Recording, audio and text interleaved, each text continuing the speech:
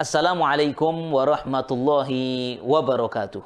Alhamdulillah wassalatu wassalamu ala Rasulillah sayyidina Muhammad ibn Abdullah wa ala alihi wa sahbihi wa man walah wala haula wala quwata illa billah. Sahabat Nabawi TV yang dirahmati oleh Allah Subhanahu wa taala. Di bulan Ramadan yang mulia dan suci ini, bulan diturunkannya Al-Qur'an. Sudah selayaknya kita banyak membaca Quran, mentadabburi isinya, mengkaji, mengulang-ulang kisah-kisah yang ada dalam Al-Quran. Di antaranya adalah kisah-kisah tentang nabi-nabi terdahulu. Yang mana kisah tentang nabi-nabi terdahulu menempati presentase terbanyak isi dari dalam Al-Quran.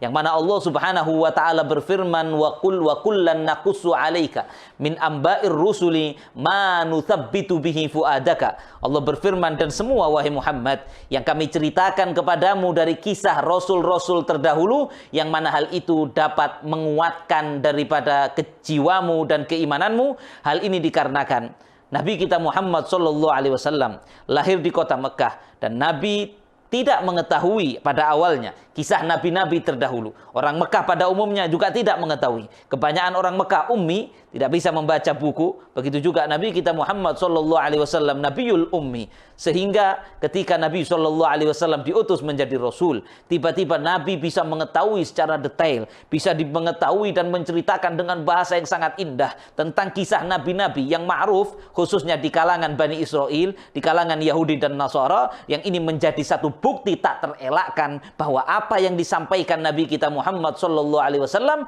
adalah benar-benar wahyu dari Allah, bukan dari diri Nabi Muhammad. Bahkan waktu itu orang-orang Mekah tidak mengerti tentang kisah nabi-nabi, Nabi Musa, Nabi Dawud, dan para nabi yang lainnya, yang mana Nabi kita Muhammad SAW bisa mengerti itu semuanya, menjelaskan, bahkan mengklarifikasi dan meluruskan versi-versi yang kurang tepat dari kisah-kisah nabi terdahulu, yang mana hal ini tidak dapat dibantah bahwa itu pasti adalah wahyu dari Allah Subhanahu wa ta'ala. Pada sore kali ini, pada pertemuan ini, kita akan menceritakan tentang salah seorang nabi dari keturunan Bani Israel, yaitu Nabiullah Dawud alaihissalam. Nabiullah Dawud alaihissalam diceritakan di dalam kitab suci Al-Quran dalam 16 titik. Banyak sekali porsinya. Kenapa banyak? Dikarenakan satu, banyak cerita-cerita yang menyimpang, yang beredar di kalangan orang-orang ahlul kitab, khususnya Yahudi dan Nasrani, tentang Nabiullah Dawud, yang hal ini sedikit mendiskreditkan Nabiullah Dawud alaihissalam. Maka Al-Quran ingin meluruskan daripada hal itu. Di antaranya Nabiullah Dawud alaihissalam disebarkan cerita bahwa Nabi Dawud itu hanyalah seorang raja dan bukan seorang nabi. Ini salah satu kesalahan yang mana Al-Quran meluruskannya, bahwa Nabiullah Dawud alaihissalam itu adalah seorang nabi sekaligus raja sekaligus nabi. Dan juga di berseliweran cerita Israiliyat bahwa Nabiullah Dawud itu na'udzubillah adalah raja yang kejam, yang jahat, yang kemudian gila dengan kenikmatan duniawi sehingga merampas istri daripada salah satu panglimanya, tertarik kepada istri panglima perangnya, kemudian mengusir panglima perang itu untuk berperang ke tempat yang jauh agar terbunuh dengan niat Nabiullah Dawud ingin menikahi daripada istri dari panglima tadi. Fal'iyadu billahi min dzalik. Ini adalah dusta dan penghinaan terhadap Nabiullah Dawud alaihissalam. Maka Al-Quran menceritakan dan meluruskan hal tersebut, dan Nabi kita Muhammad SAW juga menjelaskan bahwa Nabiullah Dawud alaihissalam adalah seorang nabi yang saleh, yang tidak cinta dunia, yang Nabiullah Dawud, bahkan Nabi SAW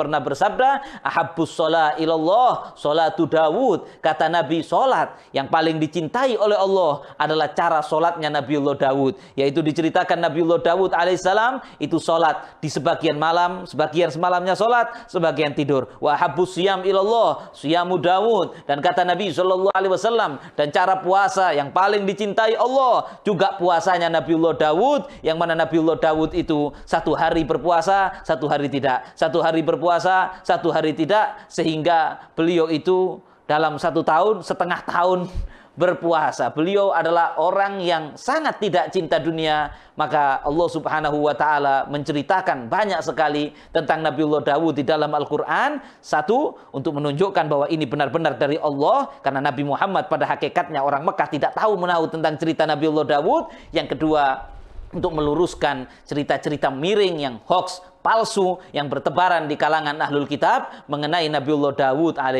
salam. Nabi Dawud alaihissalam, nasab beliau adalah Nabi Dawud bin Isha, bukan Nabi Isa ya, bin Isha bin sampai kepada bin Yahuda bin Yakub ya, daripada Yahuda, makanya disebut bangsa Yahudi itu biasanya karena keturunan Yahuda.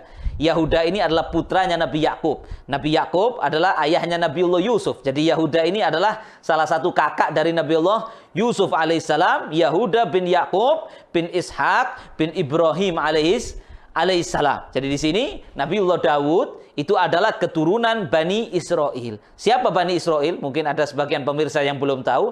Bani Israel adalah keturunan Nabiullah Yakub alaihissalam ya. Bani Israel banyak yang soleh dari keturunan Bani Israel, banyak para nabi dari keturunan Bani Israel, tapi juga banyak Bani Israel yang jahat, zalim, kafir dan lain sebagainya. Maka kita tidak boleh memukul rata Bani Israel itu jahat semuanya, nggak bisa. Bahkan salah satu istri Nabi kita Muhammad SAW yang bernama Sayyidah Sofiyah radhiyallahu taala anha itu juga dari keturunan Bani Israel. Ala kulli hal, Nabiullah Dawud adalah salah seorang nabi dari keturunan Bani Israel. Allah Subhanahu wa taala berfirman, "Wa ataina Dawuda zabura." Kata Allah, dan telah kami berikan kepada Nabi Dawud kitab suci Zabur. Maka Nabiullah Dawud seorang nabi yang diturunkan oleh Allah kepadanya kitab suci. Tidak semua para nabi diberikan kitab suci oleh Allah, tapi di antara nabi yang diberikan kitab suci adalah Nabiullah Dawud, yaitu kitab Zabur, yang mana dalam satu riwayat di kitab Qasasul Anbiya diceritakan bahwa kitab Zabur ini juga diturunkan oleh Allah di bulan Ramadan. Bulan sekarang ini seperti Allah menurunkan Al-Quran, dan di dalam kitab Zabur, di dalamnya ada al-mawaid wal hikam, nasihat-nasihat yang luar biasa, hikmah-hikmah yang luar biasa, yang mana Nabiullah Dawud alaihissalam senantiasa mengajarkan dan membacanya. Dan Nabiullah Dawud dikaruniakan oleh Allah, diceritakan dalam Al-Quran, suara yang sangat merdu luar biasa.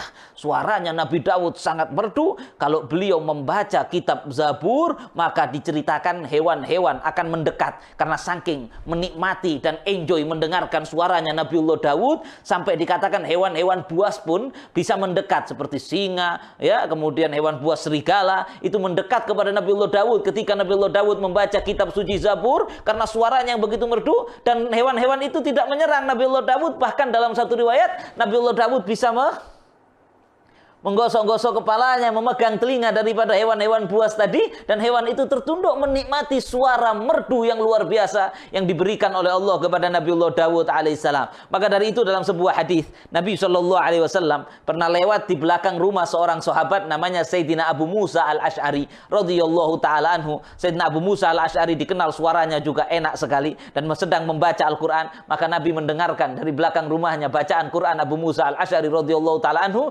Lantas Nabi mengatakan, laqad utiya mizmaron min mazamiri ali Dawud. Kata Nabi, Abu Musa al-Ash'ari telah dikaruniakan oleh Allah suara yang merdu seakan-akan seperti seluring keluarga Dawud, menunjukkan di sini suara merdu itu identik dengan Nabiullah Dawud alaihissalam. Begitu juga Nabiullah Dawud alaihissalam diceritakan beliau adalah orang yang gemar bertasbih, mulai kecil bertasbih, dan kalau beliau bertasbih dengan suara merdunya, maka gunung, batu, pohon akan ikut mengeluarkan suara bertasbih mengikuti tasbihnya Nabiullah Dawud. Ini salah satu mukjizat. Bahkan ini juga irhasat yang beliau dapatkan mulai dari beliau belum diangkat menjadi nabi oleh Allah Subhanahu wa taala. Di antara mukjizat yang lain Nabiullah Dawud alaihissalam yang diceritakan di dalam Al-Qur'an, di antaranya di surat As-Saba ayat 10, Allah Subhanahu wa taala juga menfirman, wa alanna lahul hadid, dan kami jadikan Nabiullah Dawud itu bisa membuat lunak besi. Apa maksudnya di sini? Nabiullah Dawud punya mukjizat, keajaiban. Beliau itu kalau megang besi itu bisa langsung lunak. Ya, kalau kita kan nggak bisa. Kalau besi mau dilunakkan harus dipanaskan dulu. Setelah dipanaskan, pandai besi itu dipukul dulu. Nabiullah Dawud alaihissalam diajarkan oleh Allah ilmu untuk membuat tameng. Tahu tameng dalam perang? Nabiullah Dawud itu membuat tameng pakai tangan, tidak memerlukan api dan tidak memerlukan palu, tidak memerlukan palu. Dikatakan oleh Al-Imam Hasan Al-Basri radhiyallahu taala anhu, "Kana Allah, sesungguhnya Allah itu qad alana lahul hadid." Allah telah melembutkan, melunakkan besi untuk Nabi Allah Daud alaihissalam, hatta yaftiluhu biyadihi la yahtaju ilan nar wala mitraqah. Sehingga Nabi Allah Daud bisa melunakkan daripada besi tadi, tidak perlu dipanaskan, tidak perlu dipukul, sehingga Nabi Allah Daud membuat tameng untuk apa? Untuk dijual tameng tadi, dan Nabi Allah Daud tidaklah makan kecuali hasil penjualan dari tameng tadi. Nabi Daud tidak makan kecuali dari pekerjaan jeripaya tangannya sendiri. Ini juga salah satu kewaroan beliau. Beliau tidak mau memasukkan sesuatu ke dalam perutnya kecuali yang min amali yadaihi. Dalam hadis Nabi juga menjelaskan kecuali dari kerja tangannya. Apa kerja tangannya? Kerja tangannya yaitu membuat tameng. Diriwayatkan walaupun beliau sudah menjadi raja, tetap beliau memproduksi tameng, dijual, dan hasil dari penjualan tameng itu yang digunakan untuk makan beliau sehari-hari. Luar biasa.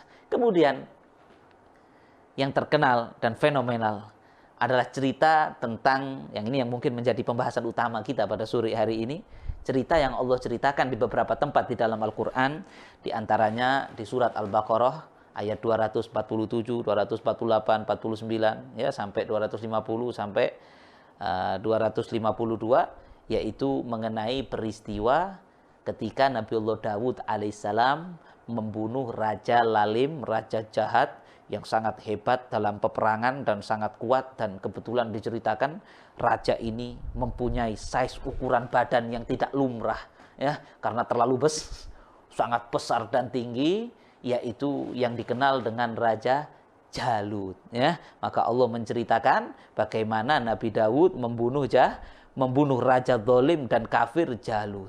Padahal Nabi Daud itu diceritakan karena qosiron. Nabi Daud itu posturnya itu tidak tinggi. Umumnya manusia itu, Nabi Daud itu sedikit di bawah standar, tidak tinggi. Kemudian diceritakan Nabiullah Daud itu kedua bola matanya berwarna biru, jadi sangat ganteng sekali beliau alaihissalam. Kemudian rambutnya tidak panjang. Kemudian diceritakan beliau itu thohirul qalbi, hatinya sangat bersih sekali dan penuh kasih sayang. Oke, mari kita masuk sekarang kepada awal latar belakang terjadinya peristiwa Nabiullah Daud membunuh Jalut, yang mana peristiwa ini menjadi awal muasal bagaimana Nabiullah Daud pada akhirnya bisa menjadi seorang raja. Nabiullah Daud dulu bukan siapa-siapa. Ayahnya orang biasa dari keturunan Bani Israel. Nabiullah Daud itu 13 bersaudara dan beliau yang paling kecil. Beliau yang paling kecil. Diceritakan dulu orang-orang Bani Israel itu tertindas, dizalimi oleh raja-raja zalim, diantaranya juga oleh tirani dari Raja Jalut yang jahat tadi. Kemudian waktu itu ada seorang nabi sebelum Nabiullah Daud. Satu zaman dengan Nabiullah Daud, tapi waktu itu Nabiullah Daud masih anak-anak di zaman ini, di waktu ini. Kemudian namanya Nabi Ismail, ada yang bilang Nabi Samuel, ya ala kulli hal, itu nama Ibrani. Ada yang mengatakan juga itu Nabi Sam'un. Wallahu a'lam, adakah sama nabi atau nabi yang lain? Yang mana Nabi Samuel ini kita sebut Ismail, ada yang mengatakan Samuel, ya. Kemudian Nabi Ismail atau Nabi Samuel ini minta kepada Allah agar Allah mengutus seorang raja di kalangan Bani Israel, ya. Maka Allah Subhanahu wa taala mengijabah doanya dari nabi tersebut, dan Allah berfirman dalam Al-Qur'an di surat Al-Baqarah ayat 247, wa qala lahum nabiyyuhum innallaha qad ba'atsa lakum taluta malika. Kata Allah, sesungguhnya mengatakan, wa qala lahum nabiyyuhum, mohon maaf, dan mengatakan kepada mereka, nabi mereka, yakni Nabi Samuel, kepada kaum Bani Israel, sesungguhnya Allah telah mengutus kepada kalian Tolut Malika. Tolut sebagai raja. Nah, Tolut ini sebenarnya nama aslinya dalam bahasa Ibrani Syawil bin Qais. Namanya Syawil bin Qais. Dia ini juga keturunan Bani Israel. Dari keturunan Binyamin. Binyamin itu adiknya Nabiullah Yusuf. Kalau tadi Yahuda itu kakaknya Nabi Yusuf. Nabi Yusuf punya adik yang paling kecil. Ingat nggak ceritanya Nabi Yusuf di surat Yusuf? Namanya Binyamin. Nah, Tolut ini namanya Syawil bin Qais dari keturunannya Binyamin. Ya, sama juga nasabnya ke Nabiullah Yakub alaihissalam namanya Syawil, tetapi dipanggil Tolut litulihi karena Tolut ini tinggi. Wakana, dan dia itu dulu yang paling tinggi di daerahnya, nggak ada yang lebih tinggi posturnya dari dia, maka dia dijuluki Tolut. Maka Allah Subhanahu wa taala mewahyukan kepada Nabi Ismail tadi bahwasanya Allah telah mengutus kepada kalian Tolut malika, Tolut sebagai raja. Maka ketika Nabi Ismail menyampaikan itu kepada Bani Israel, qalu, kata Allah dalam surat Al-Baqarah, mereka mengatakan dan berkomentar, anna yakunu lahul mulku wa nahnu ahaqqu bil mulki minhu.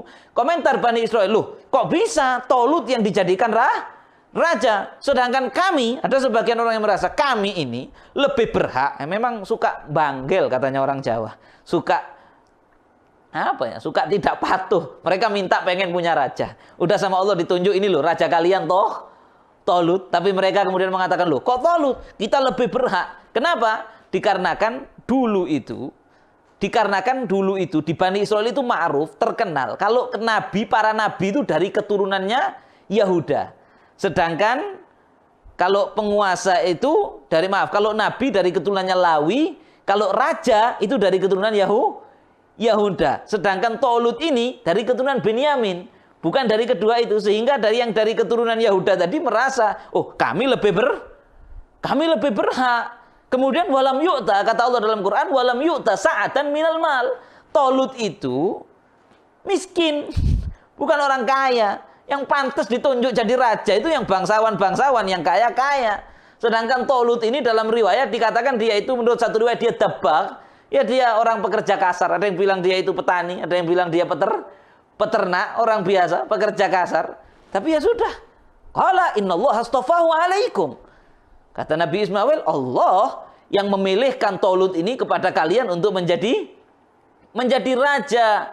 Wa zadahu bastatan fil ilmi wasjil wal jismi. Dan Allah telah memberikan kelebihan kepada Tolut di dalam ilmu. Ilmu apa di sini? Ilmu dalam siasat peperangan. Ternyata Allah menyembunyikan kelebihan di dalam diri Tolut, yaitu memiliki siasat yang hebat dalam urusan memimpin perang, wal jisim, dan diberikan kelebihan di dalam jasmaninya. Apa? Yaitu dengan tinggi postur tubuhnya tadi. Karena raja ini yang mau dihadapi Jalut orangnya sangat tinggi, maka Allah memberikan kelebihan raja yang pantas untuk menjadi rajanya Bani Israel perang melawan Jalut, yaitu Tolut juga orang yang fisiknya itu, postur tubuhnya tinggi. Wallahu yu'ti mulkahu man yasha' wallahu wasi'un alim. Dan kata Allah dalam Al-Qur'an tersebut, dalam surat Al-Baqarah 247 tersebut, dan Allah itu memberikan kekuasaannya kepada siapa yang dikehendaki, dan Allah itu maha luas anugerahnya dan maha mengetahui. Masya Allah ya. Kemudian pada akhirnya singkat cerita, Tolut pun menjadi raja di kalangan Bani Israel. Ada satu riwayat waktu itu di antara tanda ayat selanjutnya, tidak saya bacakan untuk menyingkat waktu karena cuma 30 menit, ini sudah 18 menit. Tanda daripada kekuasaan daripada Tolut ini, yaitu akan ada tabut panjang, di tabut itu nanti ada tongkat, dan tongkat itu panjangnya sama dengan panjangnya postur tubuh orang yang layak menjadi raja. Nah ketika diukur, maka yang pas itu hanya Tolut. Maka pada akhirnya Bani Israel pun menerima Tolut sebagai raja. Dan ketika Tolut sudah menjadi raja, maka Tolut pun akhirnya mengorganisir daripada Bani Israel untuk dibentuk satu pasukan untuk melawan kezaliman Raja Jalut. Maka kita masuk kepada ayat berikutnya di surat Al-Baqarah ayat 249. Allah berfirman, falamma fasola Tolutu bil junudi qala innallaha mubtaliikum binaharin faman syariba minhu falaysa minni falaysa minni. Kata Allah Subhanahu wa taala, wa man lam yat'amhu fa innahu minni illa man ightarafa ghurfatan biyadihi fasyaribu minhu illa qalilan minhum. Falamma jawazahu huwa walladzina amanu ma'ahu qalu la taqata lanal yawma bijaluta wa junudihi qala alladzina yadhunnuna annahum mulaqullaha kam min fi'atin qalilatin ghalabat fi'atan katsiratan biidznillah wallahu ma'as sabirin. Maaf ada kesalahan penulisan tadi. Ala kulli hal, falamma fasala Tolut, Dan ketika Tolut dan pasukannya, bil junudi, ketika Tolut dengan pasukannya mau berangkat untuk perang melawan kekuasaan Raja Jalut, yang mana dikatakan mereka pada waktu itu jumlah pasukannya sab'una alfan, 70.000 pasukan, wakila thamanuna alfan, dan dikatakan dalam pendapat yang lain 80.000. Jadi antara 70 sampai 80.000. Diceritakan waktu itu lam yatakhallaf anhu illa kabir wa marid wa ma'dzur. Tidak ada yang tertinggal, yakni semuanya mantep ikut perang, kecuali yang nggak ikut berangkat itu adalah orang yang sudah terlalu tua, atau orang yang sedang sakit, atau orang yang sedang ada uzur. Maka mereka berangkat. Nah, di antara yang berangkat ini Nabi Dawud alaihissalam. Waktu itu ayahnya Nabi Dawud ada dalam pasukan itu. Isya bersama 13 putranya. 12 kakaknya Nabi Dawud. Nabi Dawud masih kecil, sama ayahnya dipesani, wahai putraku, kamu nggak usah ikut perang ya. Kamu di belakang aja. Bagian untuk menyuplai makanan untuk kakak-kakak kamu, biar kakak yang di depan, kamu masih kecil ya. Kamu masih kecil, kamu ikut tapi di belakang aja. Jangan ikut maju ke depan. Maka berangkatlah rombongan ini, sampailah di satu tempat yang di situ ada sungai. Yang Allah berfirman, innallaha mubtalikum binaharin. Allah menguji kalian dengan satu sungai. Ketika sampai di sungai. Nah, waktu belum nyampe sungai, pasukan itu semuanya haus. Nah, sama dengan kita sekarang kan lagi haus ini ya. Masya Allah, apalagi yang aktivitasnya berat di bulan Ramadan, sore-sore begini biasanya haus. Allah menguji kalian dengan sungai. Ketika haus, ada sungai jernih, airnya tawar, orang lagi kehausan. Pengen apa? Minum. Tapi kata Raja Tolut, faman syariba minhu falaisa minni. Barang siapa yang minum air sungai ini, maka bukan termasuk golongan saya. Yakni Nabi zaman itu menyampaikan kepada Tolut bahwasanya Allah melarang pasukan untuk minum air sungai itu, padahal lagi syadidul atas, lagi sangat haus-hausnya. Sedangkan waman lam yat'amhu fa innahu minni. Sedangkan siapa yang sabar menahan nafsu hausnya dan tidak meminum air sungai ini, maka dia termasuk dari kami. Yani Allah tidak boleh meminumnya, dan yang tidak meminum berarti taat kepada perintah Allah, illa man ightarafa hurfatan biyadih.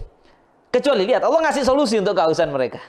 Kecuali yang minum hanya dengan mengambil dengan gayung tangannya gini saja. Jadi boleh cuma gini, ngambil gini.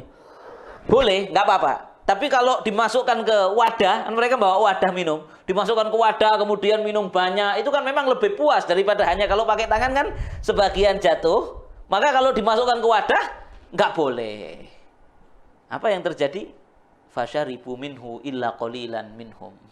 Tapi ternyata mayoritas minum nggak pakai tangan, ngambil di wadah, ngambil banyak, minum banyak karena sedang kehausan, nggak taat sama perintahnya Tolut, yang mana itu berasal dari perintah Allah Subhanahu wa ta'ala. Mereka melanggar apa yang telah diperintahkan oleh Allah Subhanahu wa ta'ala, illa qalilan minhum, kecuali yang taat, yang nurut, yang tidak minum, kecuali hanya dengan tangannya minum sedikit saja, itu hanya sedikit.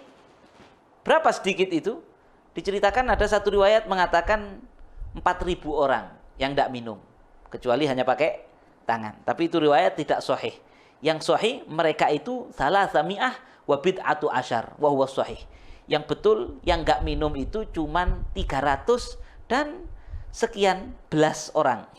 300 sekian. Bahkan sebagian ulama mengatakan jumlahnya 313. Sama seperti orang-orang yang ikut perang Badar, ya, masya Allah. Dan mereka itulah al-mu'minuna haqqah. Yang 313 itulah mukmin sejati yang tidak minum kecuali hanya pakai tangan. Bayangkan dari 80.000 loh ini.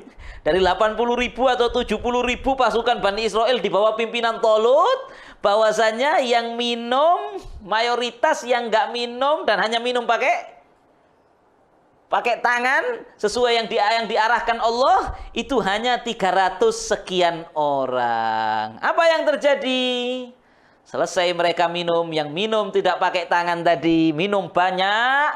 Diceritakan dalam kitab-kitab tafsir, bibirnya berubah menjadi warna biru, kemudian badannya menjadi lemah, kayak nggak enak badan, lemes, nggak kuat ngapa-ngapain, berat untuk bangun. Dan mereka kemudian dalam Al-Quran tadi mereka mengatakan bahwasanya apa? Mereka mengatakan la taqata lanal yauma bijaluta wa junudihi. Kita nggak kuat, nggak mampu melawan Jalut. Nah kan lihat, Allah kalau ngelarang sesuatu itu ada hikmahnya. Ini gara-gara nggak taat sama Allah. Ini padahal udah semangat berangkat mau jihad. Akhirnya gara-gara nggak taat, nggak kuat haus, tamak, ngikuti hawa nafsunya, minum. Akhirnya badannya lemas. Mereka bilang kami nggak kuat melanjutkan perjalanan lagi. Sehingga mereka pada akhirnya tidak menyaksikan kemenangan peperangan ini. Mereka nggak ikut. Jadi mereka stop sampai di gugur sampai di situ. Stop sampai di situ. Nggak kuat nyebrang. Ya, mereka semua berkelimpangan kayak sakit gitu gara-gara minum air itu sehingga mereka nggak kuat nyebrang. Sebaliknya, adapun orang-orang yang yadhunnuna annahum mulaqullah, orang-orang yang minumnya hanya pakai tangan tadi, yang taat sama perintah Allah, maka dan mereka yakin bahwa mereka akan bertemu Allah dalam keadaan diridhoi Allah, yakin bakal dibela oleh Allah. Setelah minum air cuma sedikit tadi di tangan tadi, mereka malah menjadi bugar, menjadi segar, badannya menjadi kuat, capeknya hilang, dan Allah menghilangkan rasa takut dari hati mereka. Padahal Jalut itu dan pasukannya sangat kuat. Harusnya secara logika kalau 80.000 pasukan udah merotol, sudah berkurang dari 80.000 menjadi 300. Itu harusnya yang 300 itu ciut mentalnya. Tapi karena mereka taat pada perintah Allah, Allah memberikan kekuatan ke dalam hati mereka. Dan kemudian mereka mengatakan, nggak apa-apa, walaupun kita cuma 300, lanjut. Dan mereka mengatakan, diabadikan kalimat mereka di dalam Al-Quran oleh Allah di surat Al-Baqarah ini. Mereka mengatakan, kam min fi'atin qalilatin ghalabat fi'atan katsiratan biidznillah wallahu ma'as sabirin. Shadaqallahul azim. Mereka mengatakan, nggak apa-apa, nggak usah minder, nggak usah takut. Berapa banyak kelompok yang sedikit, pasukan yang sedikit bisa mengalahkan yang lebih banyak biidznillah, dengan izin Allah. Wallahu ma'as sabirin. Sesungguhnya Allah itu bersama orang-orang yang sabar. Sebenarnya ingin saya ceritakan lebih detail, tapi ini sudah hampir 30 menit. Para pemirsa Nabawi TV yang dirahmati oleh Allah Subhanahu wa Ta'ala, kita singkat saja, kita skip beberapa, lanjut ke ayat Al-Baqarah 251. Allah berfirman, walamma barozu li Jaluta wa junudihi. Dan ketika setelah menyeberang sungai tadi 313 orang ini, termasuk di situ Nabi Daud, dan termasuk ayahnya Nabi Daud, termasuk kakak-kakaknya Nabi Daud, termasuk yang taat kepada perintah Allah, mukmin sejati, yang tidak minum kecuali dengan tangan. Maka ketika mereka sudah sampai sejajar kepada tanah yang berhadap-hadapan dengan pasukannya Raja Jalut, qalu, laki-laki mereka berdoa dengan doa yang luar biasa. Doa ini perlu kita amalkan. Ini doa yang Allah ajarkan. Doa yang paling afdol adalah doa yang Allah ajarkan di dalam Al-Quran. Maka mereka mengatakan, Rabbana afrigh alaina sabran wa thabbit aqdamana wansurna 'alal qaumil kafirin. Kata Allah, ya Allah, surat Al-Baqarah ayat 250. Mereka mengatakan, Rabbana, wahai Tuhan kami, limpahkanlah, penuhilah hati kami dengan kesabaran, karena ini 300 sekian melawan sekian banyak pasukan Jalut yang kuat. Wa thabbit aqdamana, kuatkan kaki kami, wansurna 'alal qaumil kafirin, berikanlah kemenangan kepada kami ya Allah terhadap orang-orang kafir. Mereka yakin. Nah, yakin ini ternyata yang mahal. Ayat 251 Allah berfirman, fahazamuhum biidznillah. Maka akhirnya mereka pun mengalahkan Jalut dan pasukannya biidznillah, dengan izin Allah. Ayat ini memberikan pelajaran kepada kita bahwa menang tidak menangnya sebuah pasukan dalam jihad itu bukan karena banyak jumlahnya, bukan karena kuat senjatanya, tetapi karena dibela Allah apa enggak, diizinkan Allah menang atau tidak. Wa qatala Dawudu Jaluta, dan Nabiullah Daud membunuh Raja Jalut. Singkat saja kami cerita, sebenarnya panjang. Ketika sudah berhadap-hadapan, melihat Jalut di depan mata dengan kebesarannya, Jalut memberikan tantangan. Kata Jalut, siapa yang berani duel mubarozah 1 lawan 1 melawan saya? Kalau melawan saya 1 lawan 1, kemudian dia membunuh saya, maka falakum mulki. Kata Jalut, udah kerajaan kamu milik kamu, kerajaan saya milik kamu kalau berhasil membunuh saya. Tetapi sebaliknya, kalau saya bunuh, maka kerajaan kalian menjadi milik saya. Maka Tolut pun pada waktu itu belum berani menghadapi Jalut. Karena Jalut ini diceritakan, dia sering kalau perang melawan satu pasukan lawan dia sendirian. Dia menang. Dia bisa menghancurkan satu pasukan hanya dengan sendirian, sehingga sudah sangat legendaris. Gak ada yang berani ngalahkan melawan 1 lawan 1 melawan Jalut. Gak ada yang bisa menang. Dia sudah membunuh ribuan orang dan dia udah tak terkalahkan lah. Ya, dia hero dalam perang yang tidak terkalahkan. Sehingga Tolut pun gak berani. Dan Tolut menawarkan, memberi semangat ke pasukannya yang tadi sudah mantap. Ayo, siapa yang berani duel melawan Jalut? Ternyata begitu duel pun 313 orang yang tadinya mantap ini pun kalau duel masih pikir-pikir juga. Sampai akhirnya Tolut memberikan semangat. Siapa yang berani melawan Jalut dan mengalahkannya, maka zawwajtuhu bi ibnati. Saya nikahkan dengan putri saya, kata Raja Tolut. Saya jadikan menantu saya, menantu raja. Dikasih putrinya raja, dan saya jadikan dia itu ikut dalam kerajaan saya. Yakni duduk di kerajaan menjadi tangan kanannya Raja Tolut. Tetap gak ada yang berani.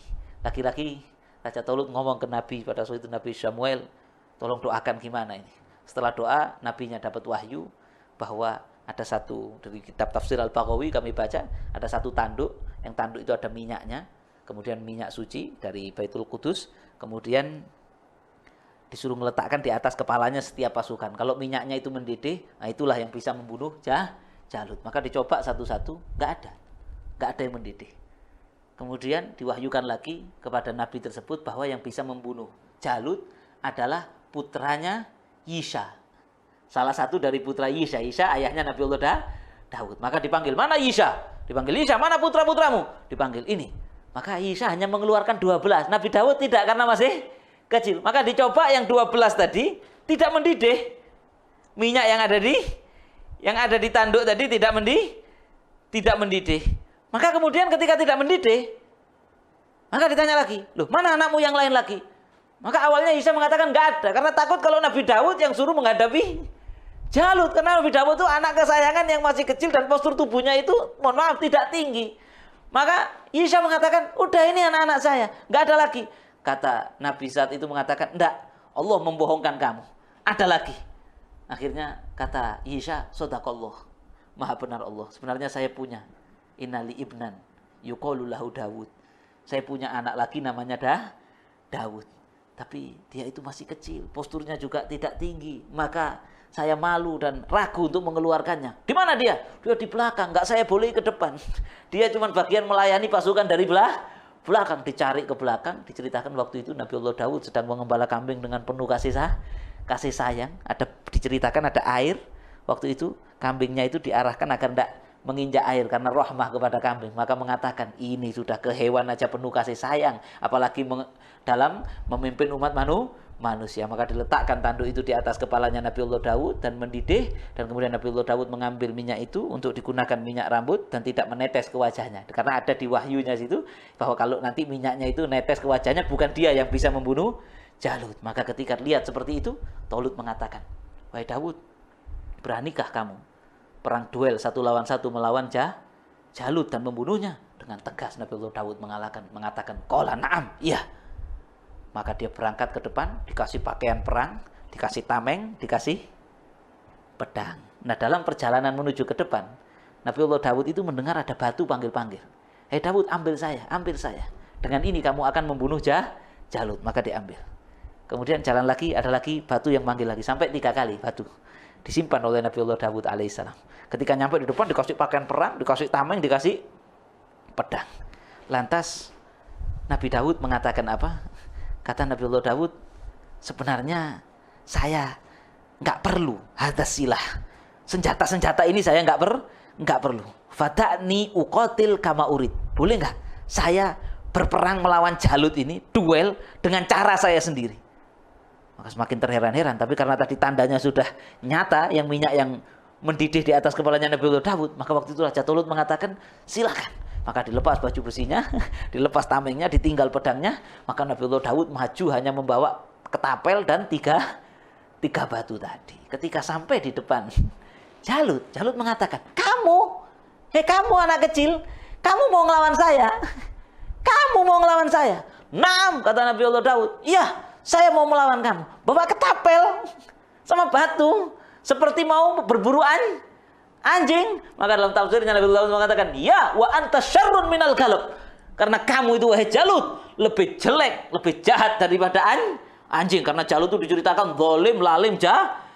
Maka kemudian Nabiullah Daud alaihissalam yang masih kecil, Jalut besar, Nabiullah Daud kecil. Nabiullah Daud ambil batunya, kemudian mengatakan, Bismi ilahi Ibrahim. Nah, ini bertawassul. Ini dalilnya boleh tawassul. Nabiullah Daud bertawassul, ya, dengan nama Tuhannya Nabi Ibrahim, kakeknya Nabi Ibrahim, ya, Abul Anbiya. Kemudian dilempar batu itu tadi, ditepelkan ke arah Jalut. Kemudian dikeluarkan batu yang kedua. Dia mengatakan, Bismi ilahi Ishak. Ya, demi Tuhan dengan nama Tuhan Ishak. Ini kakek anaknya Nabi Ibrahim, kakeknya Nabiullah Daud juga. Yang ketiga, Bismi ilahi Yakub, ya. Jadi Yakub bin Ishak bin Ibrahim, subhanallah, ketika ketapel itu dilemparkan, maka batunya terbang di bawah angin yang sangat kencang, kemudian mengenai daripada mukanya Jalut. Dalam satu riwayat kena hidungnya. Di hidungnya itu ada satu tulang besar ini, ditindikkan di hidungnya Jalut, terkena, itu pun pecah, tembus dari depan.